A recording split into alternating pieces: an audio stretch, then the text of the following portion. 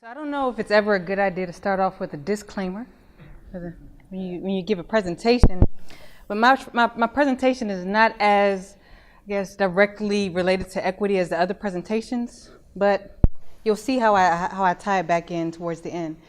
So I was commissioned by my boss to essentially carry out a research project that spotlighted a project that MDOT Southwest Region did in Benton Harbor, and to kind of explore or to investigate what type of economic development impacts that project had. So I'm in the early phases of that project, but this kind of gives just an overview of the project and talks about the implications moving forward. So I'm going to start off by talking about placemaking, and then I'll talk a little bit about Benton Harbor, just to give you a better context. And then I'll close just talking about future research in terms of the economic development aspect, as well as implications as they're related to equity. So placemaking. So it's defined as the process of creating quality places where people want to live, work, play, shop, learn, and visit. And literature typically identifies 4 different categories. So standard, tactical, creative, and strategic. And while these areas all have slight variations, one of the components that's very consistent is that public involvement piece.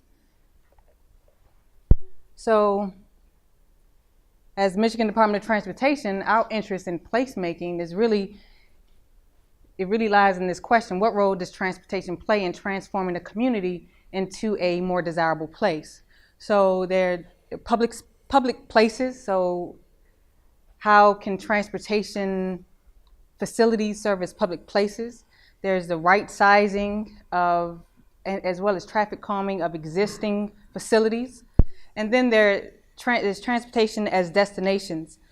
That screenshot shows one of the web pages on Project for Public Spaces website. And those first 2 articles at the top says a street you go to, not just through. And then the other article says streets as places. So these are just this concept of using transportation as a way to create a place that's desirable for the citizens. And the other question is, how do transportation investments help to spur economic development? And going back to that right sizing aspect of transportation, that same website shows or summarizes some projects that have been carried out throughout the United States in terms of right sizing. So, for example, I won't read through all of them, but for example, we have Stoneway North in Seattle, Washington, where it was 4 lanes before, and then it was converted to 3 lanes and bike lanes. And the reason I bring this up, it focuses specifically on the right sizing aspect, is because the Benton Harbor project was essentially a right sizing project. But before I go into the details of the project, I did want to just give a brief background of Benton Harbor. So its history dates back to 1836, and when some land was purchased in Benton Township, and it was incorporated as a village in 1866, and in the 1870s it became a busy lake port, and a lot of that is attributable to the building of a canal. In 1891, it was incorporated as a city. It started attracting a lot of outsiders and tourists. And in 1905, in particular, there was the start of these land grants that were implemented as a way to attract these different industries and businesses. So business at this point was booming, and this development continued into the 1920s.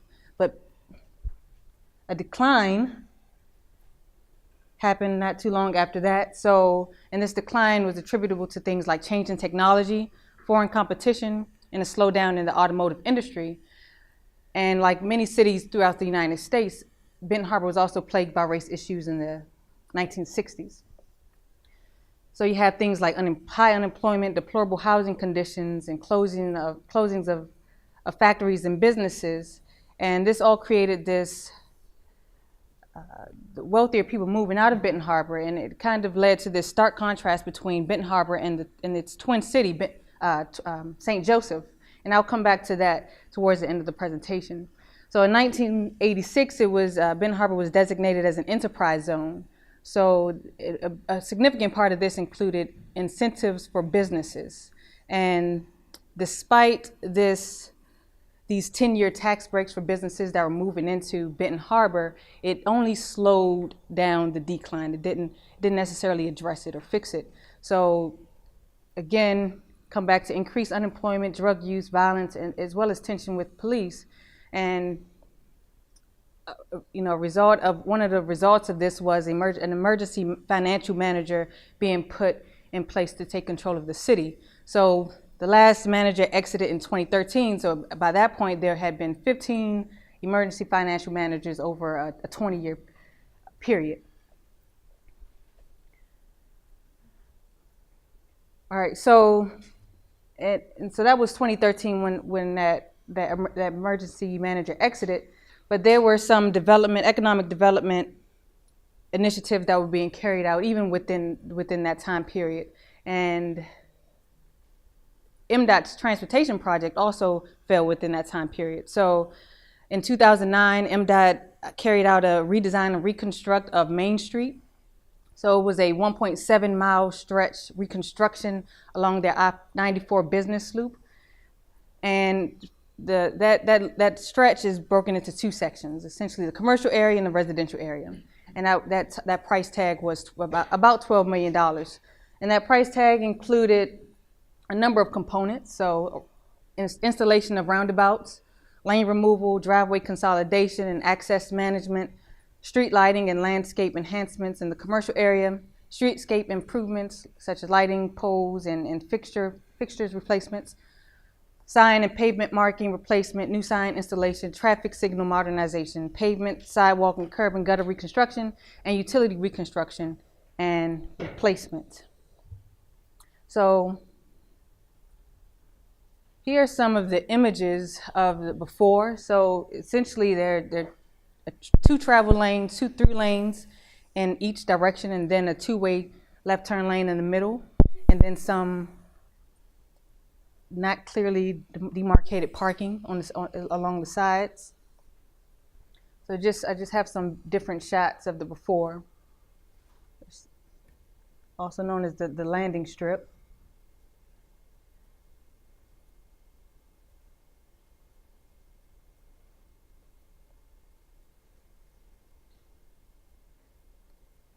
You can see here, there are sidewalks, but in some cases the sidewalks were even taken over by the vehicles. So not a desirable, I guess, transportation system unless you were in a car. So in order to get to the after, a significant component was the public involvement component. So from my understanding, because I was not at MDOT in 2009, but from my understanding, the public involvement piece was not very intentional or, I guess, developed before the Southwest Michigan Planning Commission got on board.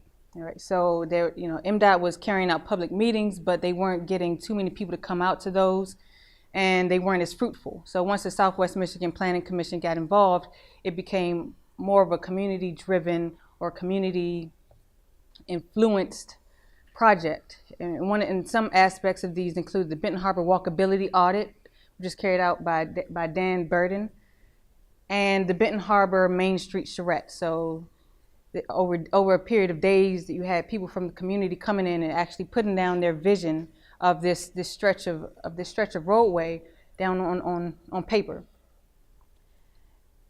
So this summary table, I'm not going to read through it because I believe the pictures will help a little more with seeing the before and after. But those designs were then that input from the public was then taken into consideration to develop what's now out there in Benton Harbor on Main Street. So as you can see, you have instead of 2 through lanes in each direction, there's 1 through lane in each direction and a two-way turn. 1 through 8 left turn lane, and then a bicycle lane on each side. And then as you see on that top image, you have the bump outs and the parking put in between those, and then a buffer between the parking and the sidewalk. Right, so that's the historic downtown area, or that commercial district. And then similar, slightly different, but similar designs for the residential area. And there's also the roundabout aspect, which still maintains some facilities for pedestrians. All right, so after, and these are not as, I don't have as many after pictures, but this is what Benton Harbor, that Main Street section looks like now. So you have, this is an aerial view. So the roundabout, the one-lane roundabout, looks very similar to that design.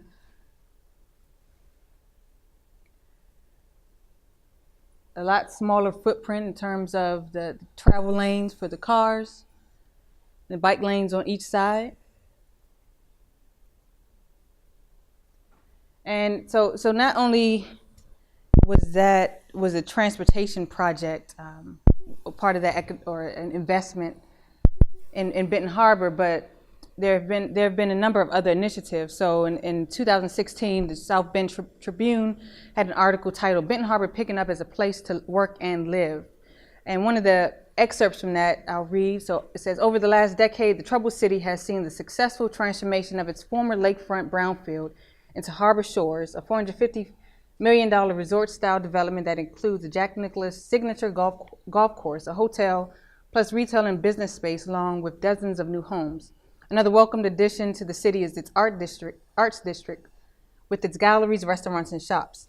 And Whirlpool, the corporate giant that's been firmly rooted in Benton Harbor for more than 100 years, is finishing the final phase of its $85 million, 3-building administrative complex called Riverview Campus at 600 West Main Street. So here are just some images to show you those different aspects of economic development. So the Arts District.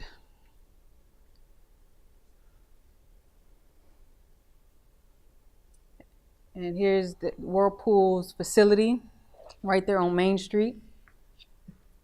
And one of the other things that was mentioned was Harbor Shores. So Harbor Shores, it includes a lot of things. So Harbor Village, which is like the hotels, condos, cottages, restaurants, spa, river walk. And then they also reference the Whirlpool downtown campus. You have other homes, athletic club, Champions Village, clubhouse, and then some of the more recreational stuff. So the Beach Village and Jean Clark Park. And so in addition to that, I did want to show not only stuff that has already been carried out, but stuff that's still being carried out today, as well as some future potential for Benton Harbor. So the next slides that I'm going to go over are from a study that was carried out by Andrews University and West Michigan Planning Commission, and it's called Twin Cities Harbor: A Study Potential in Benton Harbor in St. Joseph, Michigan. And so what this shows, what the pictures will show, are some before and after renderings of essentially like an extension of that MDOT investment. So here's a picture of Main Street. You see that part of the Whirlpool facility, and this is a rendering of what it could be in the future. So some more details associated with that same image. So again, our roundabout right there, and then this shows the economic development. So rendering of what it would look like if it's economic development moves forward. And then in the more work-related areas, still making a case for improving the community aspect. All right. So in terms of moving forward, one of the things what I mentioned at the beginning was that I was essentially commissioned to do this project to see like how can how does this project equate to economic development? So it's a tough job, because you have to distinguish between the indirect and direct aspects of the impacts that the project had, as well as trying to distinguish between how much of the project was just done in conjunction with the rest of the development, versus what development did the transportation project actually encourage and foster. So this last point, I told you I would come back to equity. So placemaking and equity. So there's some growing research, growing literature in that area. And as it pertains to MDOT, I would say that that equity would be concern with us with regard to the road users. So a lot of times we struggle with trying to maintain this balance between accommodating cars as well as pedestrians and bicyclists. So that's the equity concern in that regard. And there's also the equity concern of where you actually put in the investments, right? So there are a lot of competing interests, or a lot of the cities are essentially competing for funding. So it's like, okay, well, you did this project in Benton Harbor, but what do you have for this city or my village or this township? And a third area that's of concern, and I'll talk a little bit about the Michigan State University's Placemaking Guidebook. So in their chapter 13, they have something, the chapter 13 is titled Mixing and Matching, Barrier Busting and Preventing Unintended Consequences of Placemaking. And a significant part of that chapter is dedicated to gentrification. Right? So I said all of this, right? I told you about a little bit about placemaking. I talked a little bit about the history of Benton Harbor and the project that MDOT carried out there, economic development and the future potential of Benton Harbor. But what does this really mean from an equity standpoint, or even from a gentrification standpoint? So have some statistics in terms of the demographics. So I talked about that stark contrast between Benton Harbor and its twin city, St. Joseph. So Benton Harbor is 89% black, and St. Joseph is just as white as Benton Harbor is black. Benton Harbor has 5.1% of its population has a bachelor's degree or higher, and St. Joseph has a 43% bachelor's degree or higher. Median household income in Benton Harbor is $18,000. So that's about $10,000 per person, and 50.3% of their population is in poverty. And in St. Joseph, the average income, median household income is $55,000, and only 8.7% of the population are in poverty. So even though this is not the focus of the equity part is not necessarily the focus of this research, this topic does present a very good case when it comes to equity. All right, and even with the Harbor Village, the Benton Shores, the Harbor Shores, which I mentioned, like the condos, the cottage courts, and the townhomes and cottages. I'll give you an example for the numbers. So the condos, the 2-bedroom suite is starting at $439,000 or $440,000 essentially, and the penthouse is at $1,385,000. Right. So you're talking about this area where a city that's 89% black and 50% poverty, and the question is like, what does this economic development mean in terms of equity? So, thank you.